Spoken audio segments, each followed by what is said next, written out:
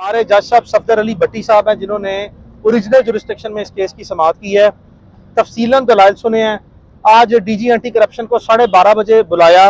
उन्होंने अपने चंद director anti corruption साहिबान को भेजा। खुद अदालत के ऑर्डर होने के बावजूद वो पेश नहीं हुए, क्योंकि वो समझते हैं कि वो कानून से बाला हैं।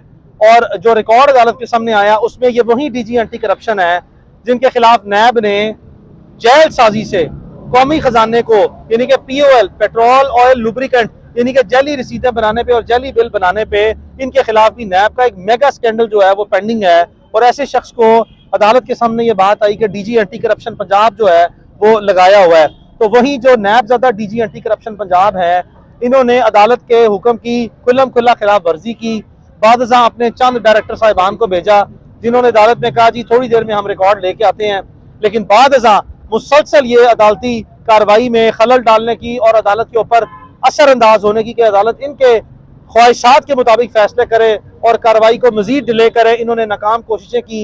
इन्होंने एडिशनल प्रोसिक्यूटर जनरल साहब जो 1.5 दर्जन प्रोसिक्यूटर साहिबान के साथ आए, रो के और बार बार जो है वो तरले और मिन्नतें करके बगैर किसी जवाब के बगैर किसी कानूनी बुनियाद के अदालत में हीले बहाने लगाए कि केस जो है वो सिर्फ अदालत में चल ना सके और रिकॉर्ड जो है वो अदालत में पेश ना हो सके। तो एंटी करप्शन से मेरा कहना यह है, अगर आपके केसों में इतनी जान ही नहीं है और आपके इदारे में इतनी सकत ही नहीं है और आप अपने आप को बतौर टूल इस्तेमाल कराते हैं और कोई ऐसा ठोस मवाद ही नहीं है और केस बनाने की अपोजिशन में ही नहीं है जो कि अदालत में आके आप अपने केस को साबित कर सकें, तो ऐसी बेशर्माना कार्रवाई आप क्यों करते हैं।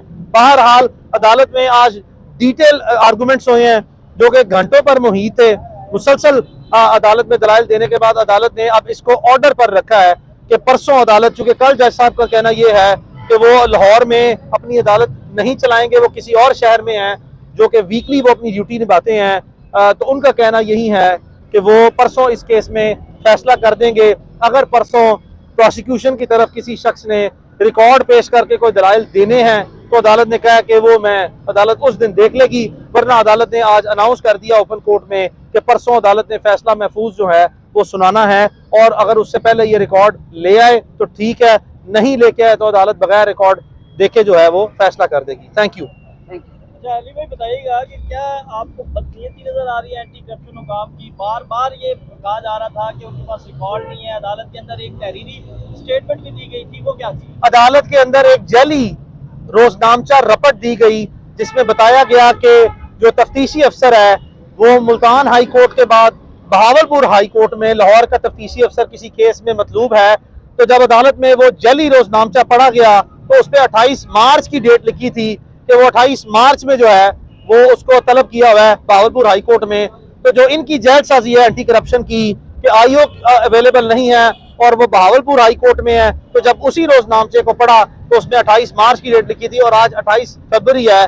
तो अगर एंटी करप्शन वाले इस तरह के जैली बॉन्डे बेशर्माना किस्म के केसेस बनाएंगे जिसके ऊपर कोई उनके पास फैक्चुअली और लीगली कोई बेसिस नहीं है, तो फिर और इसी तरह अदालत से मुसलसल झूठ बोलेंगे, तो ये बहुत से लोग इस मुआशरे में, वकला में और सरकारी अफसरान में ये तजब्जुब पाया जाता है एंटी करप्शन इदारे में कि वो ये कहते हैं कि ये एक ऐसा इदारा बन चुका है एंटी करप्शन कि ये करप्शन की सरपरस्ती करने में मशहूर है। और इस बुनियाद पर सरकारी अफसरान का और वकला का ये मानना है और बाय एंड लार्ज कि ये एंटी करप्शन नहीं, ये एंटी करप्शन जो है वो इदारा है, ये गैर मौसर इदारा है, अपाहज किस्म का, जो कि सिर्फ विक्टिमाइजेशन के लिए, पॉलिटिकल विक्टिमाइजेशन के लिए इसने अपने आप को एज अ टूल प्रेजेंट किया है। इसकी किसी भी प्रोसीडिंग पे कोई फेयरनेस, कोई किसी किस्म का मेरिट वो मौजूद नहीं है। इंशाल्लाह बारिक व ताला आप इस चीज़ पर यकीन रखें कि जब अदालत अपना फैसला सुनाएगी तो इमरान रियाज की उसमें अदालत इंशाल्लाह बारिक व ताला मंजूर होगी। जुम्मे को कोई जवाब नहीं बचता कि इमरान रियाज खान की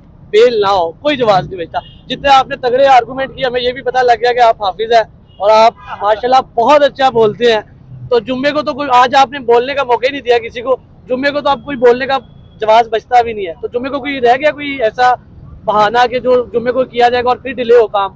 बहुत शुक्रिया, आपने अप्रिशिएट किया। इंशाल्लाह बारिक व ताला कानूनी लिहाज से तो आज भी कोई ऐसा बहाना और जवाब अदालती रिकॉर्ड पर मौजूद ना था, लेकिन अदालत जो है वो अपने आप को कोशिश कर रही है कि जितना इम्पार्शल इस वक्त तक रख सके वो रख ले कि कोई ऐसा जवाब या बहाना दुनिया का रह ना जाए एंटी करप्शन के पास कि ये बावजूद इसके जो है वो कार्रवाई मजीद डिले करें। तो अदालत ने चूंकि अब तक 2 मौके दे दिए हैं, एक मौका दिया पीर को और पीर के बाद दूसरा मौका दिया बुध के लिए, तो अब अदालत ने एक आखिरी तीसरा मौका दिया।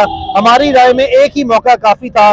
अदालतों को अब गैर मौसर नहीं बनना, अपनी इम्पार्शियलिटी, अपनी इंडिपेंडेंस और अपने वजूद को कायम रखना है। अदालतों ने अपनी शनाख्त और वजूद इंतजामी इदारों के हाथों खत्म नहीं करना। ये अदालत के सबऑर्डिनेट तो हो सकते हैं जुडिशल ओवरसाइट के कॉन्सेप्ट में, लेकिन अदालत एडमिनिस्ट्रेटिव जो हायरार्की है उसकी मतहत नहीं है।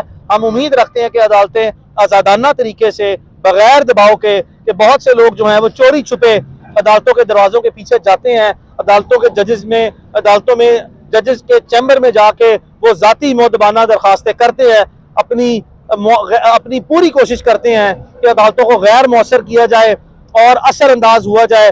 अब तक तो बाय एंड लार्ज किसी हद तक वो कामयाब भी नजर आते हैं, लेकिन हमारी उम्मीद अदालतों से यही है कि अदालतें जो हैं वो इनको निज़ाम इंसाफ को और अदालती निज़ाम को बाईपास और ब्रीच और वायलेट इस हद तक ना करने दें कि इस मुल्क में जो जुडिशरी एक इंडिपेंडेंट पिलर ऑफ स्टेट है इसका बिल्कुल वजूद खत्म हो जाए और अदालतों की शनाख्त खत्म हो जाए। और इसीलिए आपने देखा कि पाकिस्तान इंटरनेशनली अपनी जुडिशरी की जो इंडिपेंडेंस है और उसकी जो परफॉर्मेंस है वो सैकड़ों नंबर नीचे जो है वो 130 नंबर पे वर्ल्ड इंडेक्स पे जो है वो आता है। और हमारी आवाम के अगर अदालतों के तासुर लिए जाएं तो अवामी एतमाद जो है वो अदालतों पे तकरीबन ख़त्म होता हुआ नजर आता है। तो हमारे अदालती निज़ाम में हमें ईमानदार, दलेर, काबिल जजेस चाहिए हैं जो इस निज़ाम में कंट्रीब्यूट करें और इस निज़ाम में अपना हिस्सा डालें ताकि अवामी एतमाद जो है वो बहाल हो सके। Thank you very much.